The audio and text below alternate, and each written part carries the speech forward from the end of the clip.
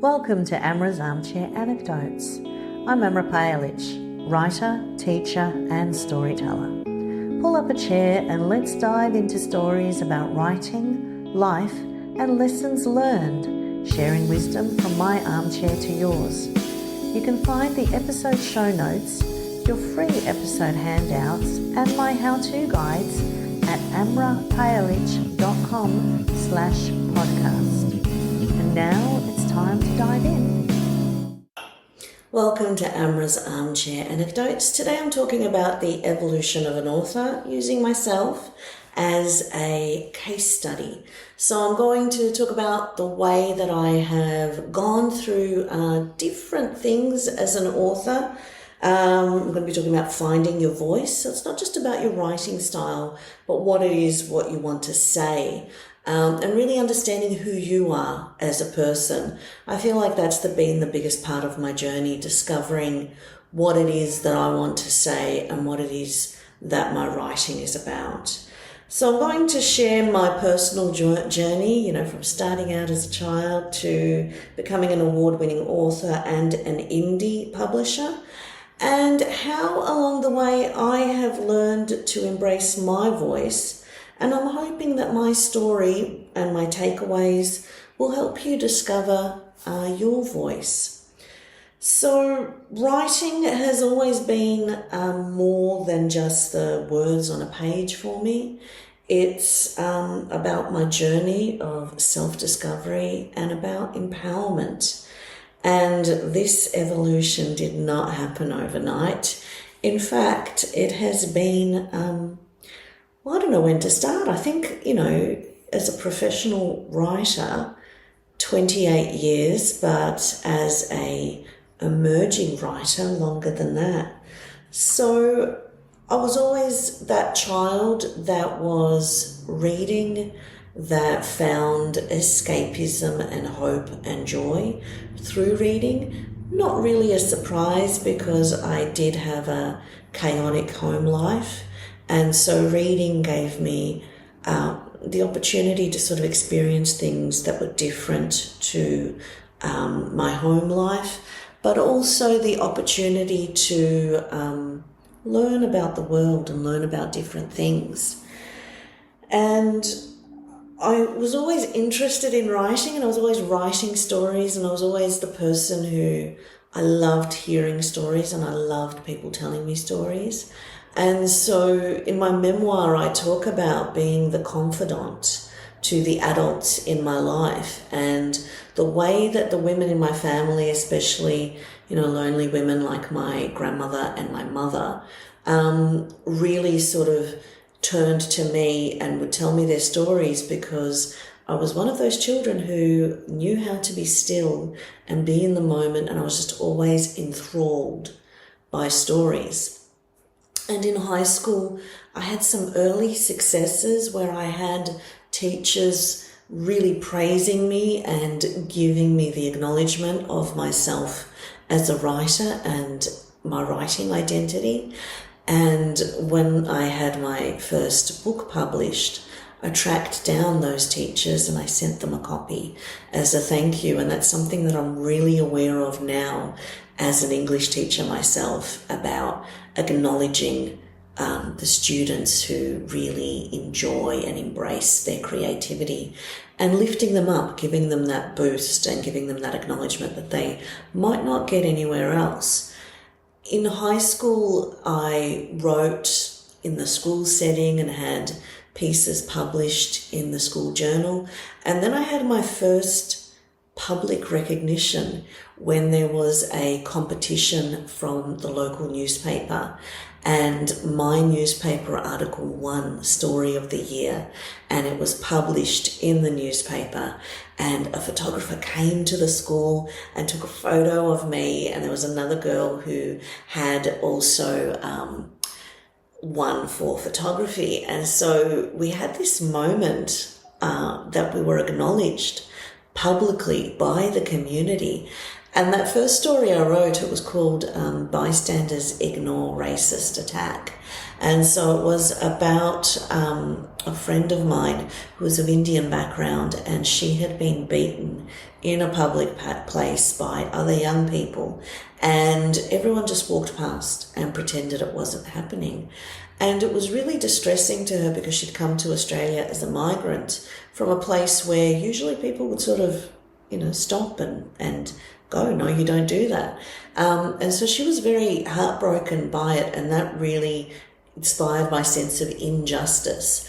And so I wrote this really fiery piece about the way that this was possibly racially motivated because she was a person of colour. And when I look back on that experience now, I can see how, in one sense, I had my voice. I had what it is that sparked me up and that made me want to write. It's just that I got lost along the way. And so as I tell you my story, you're going to see how this comes back to where I am now. In a sense, I've sort of gone around in a loop. So that was my big moment of recognition, and I always knew I wanted to be a writer. But the thing about it is you don't know how to be a writer. You're not really given sort of the keys to the kingdom and told how to do this. And I did some silly things in high school in terms of stuffing up my opportunities for university, because I was too intimidated about going to university, coming from a migrant background where no one in my family had gone to university. My mum hadn't finished high school. My grandmother was illiterate. This was a new world. This was a world I was so intimidated and afraid of that I couldn't envision myself stepping into it. So I stuffed up my uni preferences and I didn't get a place into university, and my careers counsellor supported me by finding an admin course. And so I went out into the workforce and I was working full time, but I was bored. I felt really adrift. And I ended up discovering a diploma in professional writing and editing. And this was the first opportunity I had to speak to people who were writers, because all of the tutors were professional writers who had been published, who had achieved some degree of success in their fields, and they could speak from experience. So it was the first time that I spoke to people and was learning from people who were writers, but more importantly, I was interacting with people who were also like me, who were creative, who wanted to write, who were searching for their voices and searching for their path forward. And that's the thing that really makes a difference. You really need to find your tribe. You need to find your community. Even now, as an indie author, I am in online communities, in Facebook communities, and I know people in that online world. I'm attending my first in-person indie conference in December, and I'm really excited because I am looking forward to the opportunity to actually meeting people face to face and to actually sort of create more of a bond and create more of a community in that face-to-face setting. Because when you're stepping into a new world and then you are talking to people who are also in that world, it is so validating. And also they are the ones who understand what you're talking about. And so being in this writing course with other emerging writers who, like me, were looking for opportunities to get published, to become a writer, to become validated, was wonderful. And very early on, because I had excellent tutors and I had that drive, I submitted pieces and I had 3 publications in a very short period, and then I was acknowledged with short story prizes and winning money from short story prizes. And there is something amazing that happens when you get that acknowledgement. And it's also really strange how monetary acknowledgement really does help in terms of validating, because no one thinks anything of, oh, I got published or this or that. But when you attach money to that, I remember one of the first things that I had published was a romantic short story in Woman's Day, so in the magazine Woman's Day. And I was speaking to family members who were kind of mocking me about being published in this and about the fact that I was so proud about being published in this. And they were kind of looking at me in a condescending manner. And then I said, well, I got paid $300 for 800 words. And, remember that this is 28 years ago. So this is a significant time ago where $300 meant even more. It's probably the equivalent of $1,000 today. And their faces changed. And they were like, oh, that's how much money you got for that many words. And suddenly they were interested in my writing career. And they thought that maybe it had some value and some validity. And so that was my first entry point into this world, into the professional writing world. And my first successes were with short stories, with writing fictional short stories and having them published. And the first short story that really validated my voice was my short story Siege, which was about a couple, a Romeo and Juliet romance between a Serb boy and a Muslim girl during the time of war while they were under siege. And it was the first story that I had used research to recreate. So I had used research that I found online in terms of a real life couple that I was sort of basing this on. And then I also had letters from my husband's family about what it was like under siege. And so this story got published and got acknowledged, and it was about Bosnian characters. It was about people like me. It was the world that I knew and that I understood. And so seeing that recognized out there in the world made me realize that had value. However, I was caught up in what sort of a writer I wanted to be, and I was torn because I had spent my adolescence reading romance novels, which I still love. I love romance fiction, romance movies. It's my happy place. And so I wanted to be a romance writer because that was the world that I really, enjoyed reading. And so I started writing a romance novel. And this is the thing, when you're writing your first book, it takes much longer because you're battling self-discipline, motivation, self-confidence, the real world. And so I was battling this book for 3 years and trying to write this book. And in the process, I have felt like I had evolved, and I felt like maybe I didn't want to be a romance writer after all. And I decided not to submit that novel and to just sort of leave it as my practice novel. And I can't remember now what conference I went to. I actually think it was the Romance Writers of Australia conference, which I've got to give a shout out. Romance writers conferences and romance writers organizations are amazing. They are so good at self-promotion. And there was this course, I think it was Donald Mass, who is a big New York literary agent, and he had written a book about writing. And I went through this course, and as I was doing it, I was sort of filling out notes, and I started coming up with this idea about writing a book about myself, about writing about being a young adult, having a mother who had bipolar, about being from the western suburbs, being from a migrant background. And so I thought, okay, this is what I need to do. This is what I need to focus on. And it does get easier. The second book was easier to write because I'd had that practice of the first one. And everything sort of clicked in place with that book, where I wrote it and I entered it into a competition. So we have still in Victoria an unpublished manuscript competition. And so I got shortlisted and I got attention for that. And I had already sent it out to agents on submission. and hadn't heard at that point anything. So I contacted the agent because while I was at this amazing ceremony where my face was up on a big screen that I was shortlisted, I had this amazing experience where publishers and editors were coming up to me and giving me their business cards and saying, oh, can you submit this novel to us? And so I contacted the agent I had submitted to and said that I was shortlisted for this prize and that I had now received contact from all these publishers who wanted me to submit. And so the agent signed me, and then they took on the submission process. And I have to say, I sort of had a dream run with that first submission.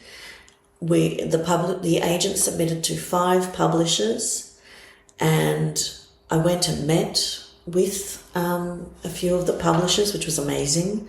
Hearing people talking about your novel and hearing people talking about, the marketing of it and what they thought the value of it was. And got an offer very early on from one publisher, and then got a rejection from publisher 2, 3, and 4, and then got an offer from publisher 5. And so I was in this amazing position of choosing which editor I wanted to go with. And I went with the editor that I thought aligned the most with my book vision. And so that was who I went through. And when the book was eventually published, it was a wonderful ride. I got shortlisted for a competition. I won a competition. I got all these great these great reviews, did public appearances, had interviews done. So it was amazing to sort of step into this world and be an author. But on the other side of the coin, it took 18 months. It took 18 months from signing to my book being published. Before that, it took a year for the agent to sign me. So this was a very long process. And when my book was published, I had given birth to my daughter, and I was now also a mother. And I made a silly mistake now that I look back on. I mean, it worked out, but it wasn't great. I had gone on maternity leave from the job that I was doing at that time, because I was like, I am an author now, and this is what I should be doing with my life. The problem with that is then there was nothing. And so I really struggled in terms of finances and being home with my daughter. I applied for a grant, and I got a $12,000 grant, which helped support me in writing my second book. And at this point, I was really committed to this novel that had been published, the first one, and I still wanted to continue the story of these characters, and so I started writing a sequel. At this time, 2 things were going on. One of them was that I fell pregnant with my second child, and I had a miscarriage. And this miscarriage was quite traumatic and quite difficult. Because I'd had one pregnancy, and it took me a long time to get pregnant, and so then I had this one pregnancy that was successful, I was in a sense unprepared for the fact that it doesn't matter. Fertility is a big question mark, and you are at the mercy of Mother Nature. And so this miscarriage was really a shock. But then it was also complicated by the fact that I developed an infection that wasn't picked up for a very long time, that when they did the curette, they had actually left behind some of the fetus, which led to the infection. So there was months and months of agonizing pain and real, health issues that I was going through, not to mention the grief and the heartbreak of the miscarriage. And so in this space, my agent had submitted the second novel to the publisher who had published the first novel. and they rejected it. And up until that point, writing had been everything for me. And I had genuinely thought I would die of a broken heart if I received a rejection. I thought this is not something that I would be able to survive. But when you have been through some truly life-altering events and experienced profound grief and loss, and also experienced that thing of life where you realize not every dream is going to come true, that life will come at you and things will happen that you don't expect, and you just have to move on. And so this miscarriage was my first big loss and my first big grief and my first realization of heartbreak and how you are just going to experience pain at some point in your life if you live long enough. And so when I received this rejection, I remember my agent actually called me, and I was on the phone with her, and she said they passed. And I had this moment where I thought, oh, this isn't the worst thing that's happened to me. I'm going to be okay. And so even though it was really disheartening to be rejected, within the context of what was going in my life, it was survivable. After my health issue had resolved, I was looking at my writing career. At that point, my agent was cooling on young adult fiction. She could not submit this second book anywhere else because it was a sequel, and the first book was published by the publisher who had rejected it. She didn't see any point submitting it elsewhere. I actually look back on that and I'm like, well, I actually could have changed names and I could have changed things and probably submitted it elsewhere. But at that point, I did not feel I had the power to take on my writing life and to make those decisions. I was being guided by my agent. And so we did sort of a strategy talk about how we wanted to move forward. She wasn't interested in young adult. Young adult fiction was sort of constricting. So it was like, what else did I have? And so I told her about this romance novel that I had written and left in my drawer, and that was something that I had been interested in pursuing. So she asked me to submit that novel. At that time, there were these publishers that were looking at digital first. Ended up being a disaster, but more on that in a minute. And so she read this romance novel. She went, yeah, this is good. This is something I can sell. She submitted it to two publishers at that time who were looking into this digital first model, who were looking for romance novels, and they both offered me a contract. So again, I had the choice, and I chose one of the publishers.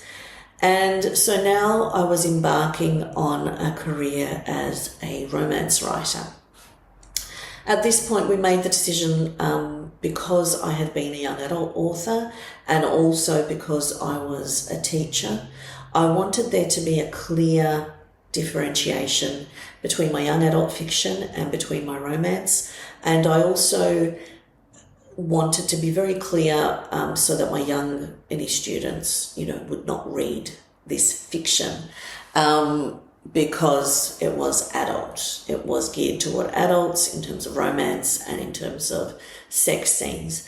And so I chose the pen name May Archer, and the first novel was published, had some publicity, had some opportunities, but was very limited, and I was caught up being a full-time teacher, and I was not really savvy with social media or knowing how to manage that or really having the space and time to do it. So they wanted a second book, so I wrote a second book, and at this time I was thinking a series. So just to go back, the first novel that was published is Return to Me by May Archer, which has now been republished as under my imprint. And then the second book was Hollywood Dreams, which I was thinking as a series, the Dreams of Destiny series. So they published the first book, Hollywood Dreams, and I started working on the second book in the series. In that time, these digital first publishers, because when I had gotten a publishing contract, my agent and I had talked, and she had said that I needed to commit to writing one book a year because this publisher was sort of keen on having books and continuation and sort of building that progression. And they were actually basing their business model on indie authors in terms of doing the digital first, selling ebooks for the price points that indie authors were doing, using reader magnets to try and capture readers. The problem is that, in a sense, they were a publisher trying to do those things, but they did not really know, and this is the problem I find with the publishing world, they don't really know how to get the authors as their partners. We actually need some training. Publishers should be actually doing some brief training in terms of how to support writers to actually market their books and what their role is in marketing their books. So I wrote the third book and submitted, and it got rejected. And at this point, I had not made much money from these books at all. I think I made about $10 per book, which is pretty disappointing. So the returns on these books were very disappointing because they were sort of doing the spaghetti on the wall and just doing a bit of everything to see what would stick. Because they weren't paying any advances, they could give a contract to anyone. They were offering higher royalties because it was the ebook model. So I think I was getting 25%, so they were still taking the bulk of it. And they rejected this third book, and very soon after that, they shut their doors. These digital first models shut their doors because they had expected that this was going to lead to revenue, and it didn't. So at this point, I was actually feeling pretty bitter and angry. I had been working full-time as a teacher, and very early on in my career, so this is the first 5 years of my career as a teacher, which is so demanding and so difficult. Not to mention, I was the mother of a young child. When I started teaching, my daughter was 5 years old, and so, this is between the ages of 5 to 10. And I felt really angry about the fact that I had tried this only because I thought this was the way to make money. And while, yes, I do like writing romance novels, and I do love these romance novels, there were other ideas that were percolating, and there were other things that I sort of wanted to do, but I pushed them away for this commercial pathway that I thought would lead to success. And that was sort of my first lesson in not doing things for only the commercial value, because you cannot judge whether it will succeed. You don't know. So when you're chasing that commercial success and not following your heart, and then that commercial success doesn't pan out, that bitterness takes a while to process. And so that's where I found myself. And that's when I had a conversation with my husband, who gets me and gets this world. And I was telling him how angry and bitter I was, and I felt like I had wasted my time, and I had put all this energy into something and into these romance novels, and they didn't go anywhere, and now I just lost time when I could have been working on building something else. And he said to me, well, you need to write something that no one else can write. You need to do the things that no one else can do. Anyone can write a romance novel. That is a big genre.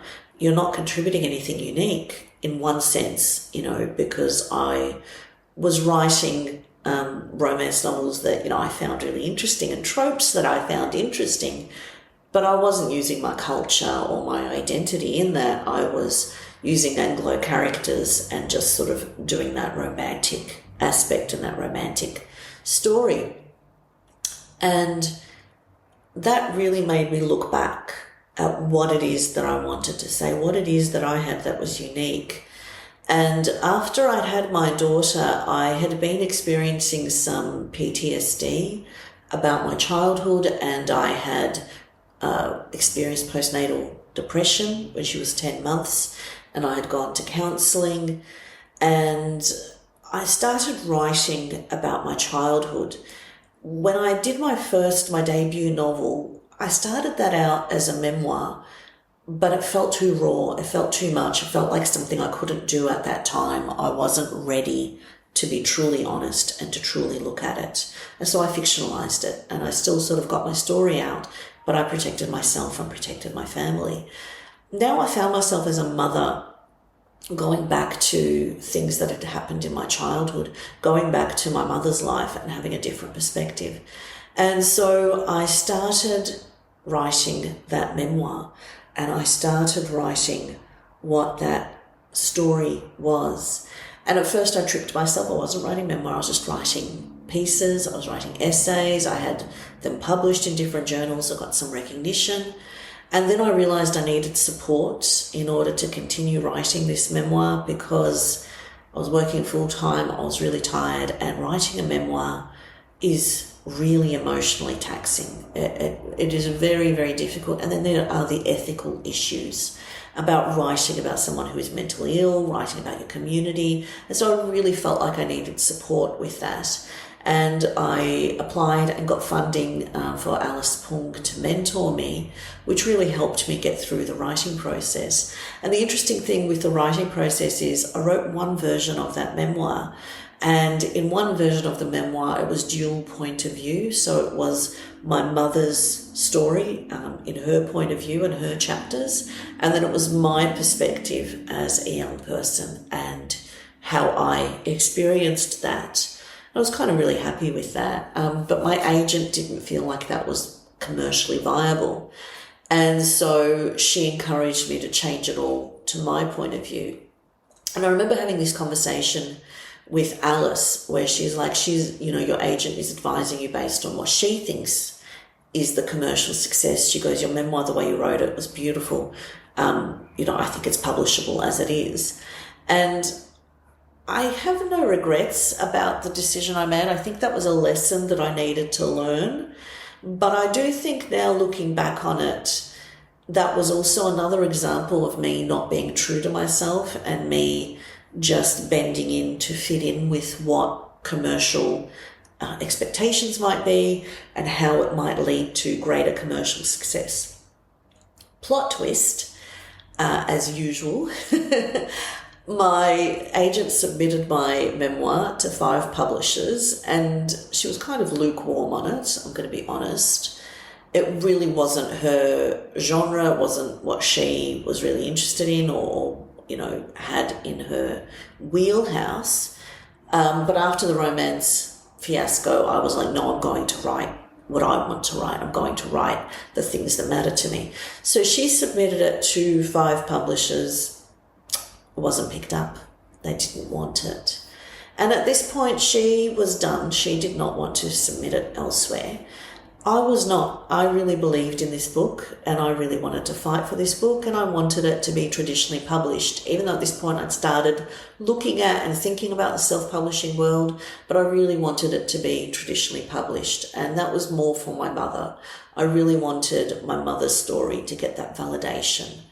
And so I took on the submission process, and I submitted to 5 publishers, and I had publishers interested, publishers asking for full manuscripts, because you submit a query letter in some instances, a partial in others, and then it's a matter of whether they want to request a partial or they want to request the full manuscript. So there was interest in it.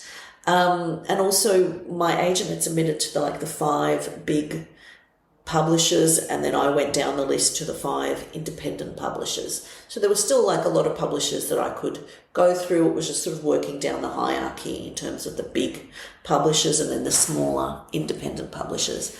And I wasn't interested at this point in commercial success. I wasn't interested in making a deal. All I was interested was getting this memoir published. And so as soon as I had the first offer, I took the first offer and I withdrew it from the other publishers. And I have no regrets about the decision. I'm really happy because that memoir was published and my mother passed away. I think within 5 months it was I think it was published in May and she passed away in November of that year. And so having that moment with her is worth more than words. The interesting thing is, though, that memoir being published, I got all these beautiful reviews, and then my publisher submitted it for a prize, and I got shortlisted for the National Biography Prize, which had prize money attached to it. So I won $2,000. So I actually didn't get an advance on that book. I was only being paid, and I'm only paid for sales and royalties, but winning that prize actually gave me some money and led to commercial success in one sense for that book for me.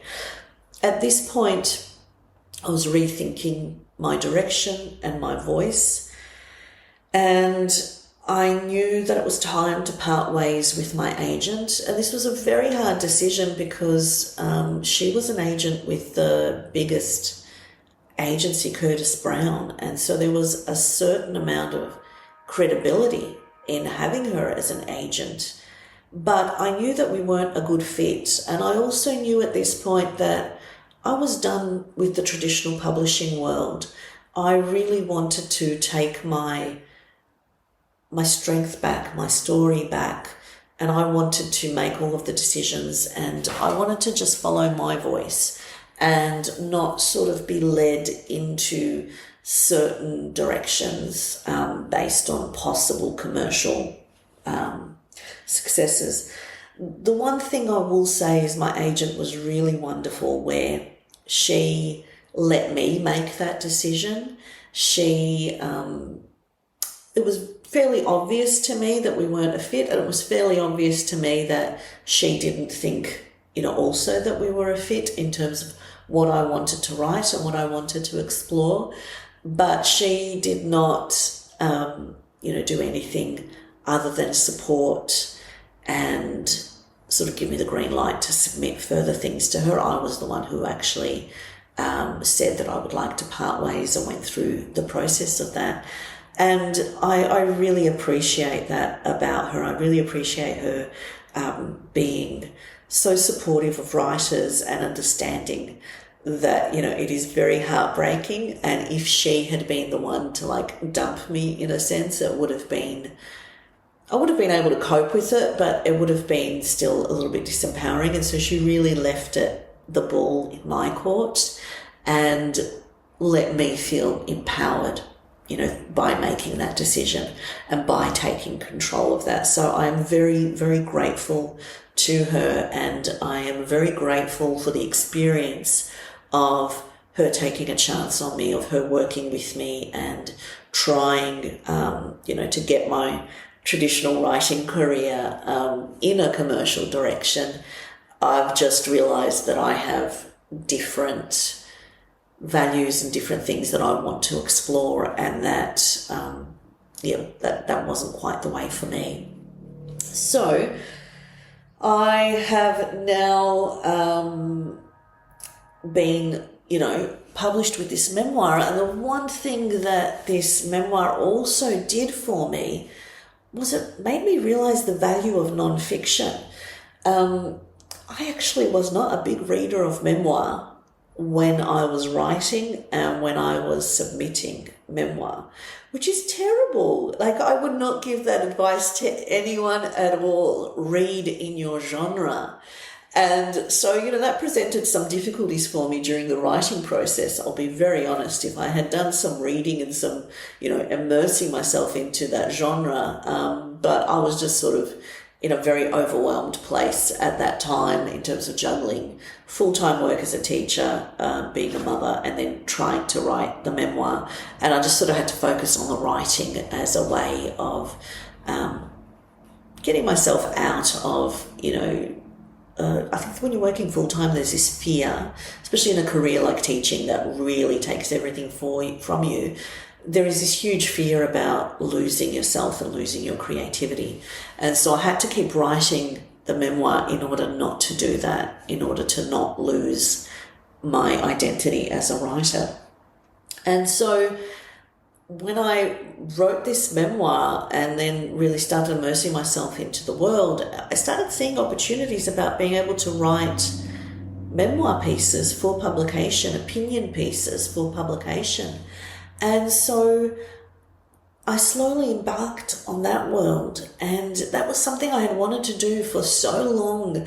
I had wanted to be a freelance writer and I wanted to have articles published, but it was this world that was beyond me. And as usual, I had many supportive people who I spoke to who helped me think about how to do that. And all it takes is one. And so the first article that I had published, I remember it was somebody had written about delivering a writing course and EAL, the English teachers interfering with their writing. So I wrote a rebuttal, and I'd had people encouraging me where I contacted them. I was like, I'm thinking about doing this. And they were like, well, do this and do that and the other thing. And so I got into this freelance writing.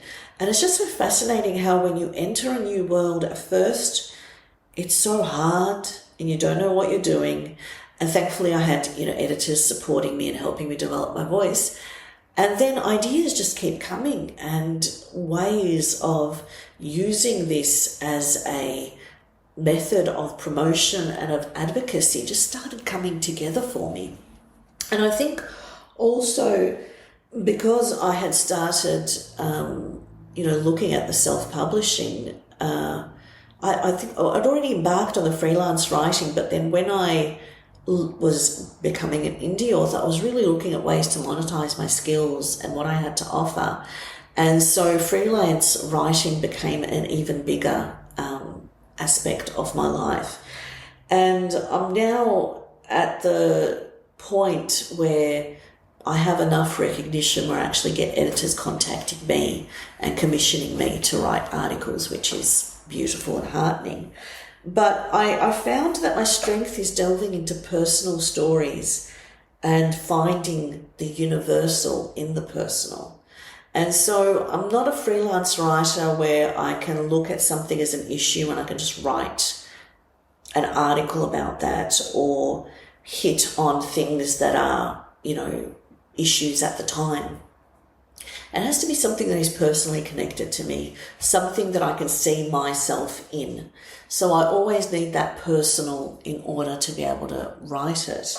And so during this process of discovery, I've sort of gone deeper into what it is that I'm writing, what it is that I want to say, what it is that's important to me.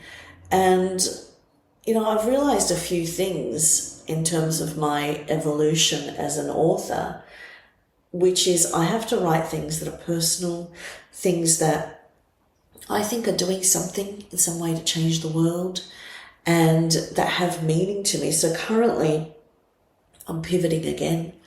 I am looking at another type of writing. So I'm entering the crime world and writing a crime series, but I'm focused on telling stories and advocating for human rights. So, the first book is set in Stepford and it deals with the genocide that happens. It's a war story and it deals with nationalism and othering. And I have all of these things that I'm going to be doing in terms of promoting this book, but also in terms of sharing things that I think are really important. So, looking at doing talks and articles about these issues in order to promote the book, but also in order to get people to think about these things. So book 2 is about genocide denial and war criminals hiding in Australia and about, migrants in Australia and that experience. Book 3 is about mental illness treatment in migrants, about national servicemen in Australia during the Vietnam War, and about LGBTQ rights. And all of this happened organically. I was just writing things and ideas were coming to me. But then when I started thinking about the marketing side and preparing blurbs and preparing all these things that I can do to market it, I realized that there was a theme. And so I realized that, it's about human rights. And so I've actually now mapped out this series, and I've mapped out, book 4, 5, and 6 in terms of human rights issues and in terms of advocacy work that I want to do, but also writing just, crime novels that operate on that level. And I've also, one of the things that happens is when you are writing series, especially in the indie world, I've been seeing a lot of talk about how do you create interconnected series? How do you sort of get people into your fictional world and then they continue reading through that fictional world? So I've actually mapped out 2 other interconnected series. And so at this point, I'm at a crossroads because I published my romance novels under May Archer, and I was going to continue the series. So Return to Me was going to be part of a series, Leap of Faith, and it was going to be following characters 2 and 3. But when I published that, I realized that it had been too long since I had written that book, and so I was like, I don't think I'm going to continue those characters. Then I published Hollywood Dreams and Vintage Dreams, and I was going to work on the 3rd book in the series. But then I saw this opportunity to be a part of an anthology where it had to be a beach theme. And so I wrote a novella to be a part of that. And then I mapped out a romance series I was going to write in that world. Since now that anthology is not published anymore, but I haven't published that novella because I'm not sure what I'm doing with it. I think I need to just offer it to my subscribers as a free book. But then I'm also concerned about building my newsletter with romance readers when I'm not pursuing that.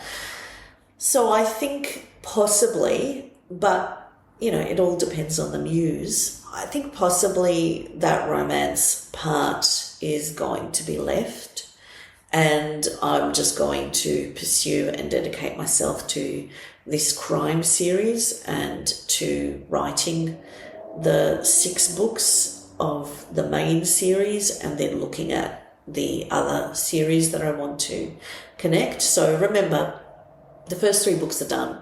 I'm actually just trying to prepare the first book for publication, but I've got all these things that I want to do with it. And I'm also in thesis hell right now with my PhD, so I need to sort of, clear the decks, clear some space. So that evolution of what am I doing, I'm in that crossroads again, and, things might change in terms of what I want to do. So I think I just want to wrap up and talk about lessons and talk about, some advice that I would give you if you are looking for your voice and looking for things that happen, looking for things that you want to do and are at crossroads. So I would say to you, write what feels true to you, not what others expect. While I have no regrets about the detours that I have taken and the way that my writing journey has progressed, I did delay things. I did sort of do the long way around. If I hadn't done that detour with romance, I might have advanced sooner with other things. But, then again, you don't know. So I do think that focus on you and your voice and not what others might expect. Don't be afraid to tell stories from your lived experience. They are uniquely yours. Each and every one of us has been through a unique life journey, and we have a point of view and we have something worth saying. So if you can, get in touch with your core values, get in touch with your core truth, and use that to guide you in your writing. So write often and give yourself permission to evolve as a writer. I actually haven't done a counter right now as to how many books I've written, because I've actually not published all of my books that are hidden on my hard drive because I have not had the time. So I don't know, I might have written 15 books, to be honest. And you do evolve as a writer as you go. And so just give yourself permission to do that, to write different things, to do different experiments, and to see what works for you and what leads you to that. And I think the last tip that I think is really, really important is your voice doesn't have to be perfect, but it has to be authentic. And that is something that I've realized in terms of my writing. I go back to my core value and, being authentic, being real, not sugarcoating anything, not trying to be anyone. So for me, it's been a long journey to get to this point of complete confidence and complete strength in who I am and what I want to do. It has been a wild ride. It has been, a lot of heartbreak. I think that is the truth of life. We do have to go through some things, but I think we also do lose ourselves. We lose ourselves in other voices and in what other people are doing. And I'm learning not to do that anymore. So in the indie world, things are changing very, very quickly, and there are lots of shiny, new, wonderful things. And I'm learning now to pause, to evaluate, and to really, think about whether that is something that I want to do. And in terms of my writing, I am learning that I have to write what is truth to me. And I'm also, I've gone through a midlife crisis, and I will do an episode about that. But having gone through a midlife crisis, there is this element of how much time do I have left? And what do I want to do with this time? What is the legacy that I want to leave? What are the books that I have to write and have to leave? And so when I look at my writing life through that lens, it becomes really simple. It becomes really simple about what I need to work on and what I need to write, because it's these books that I'm working on now that are really addressing human rights issues and that are really giving me that opportunity to do advocacy and to continue to build on my career as a freelance writer and as well as a speaker, and also to look at, academic opportunities and academia and possibly stepping into that world through some of these passions. So, thank you for joining me in this episode. I hope that this has inspired you to trust in your voice, to share your stories. I'd love to hear from you. So let me know if you enjoyed this episode, what you found helpful. Let me know about crossroads that you are hitting and where you are in your writing journey and what are the things that you are struggling with. And also let me know if there's anything in particular that you would like addressed in episodes you would like to hear from in the future.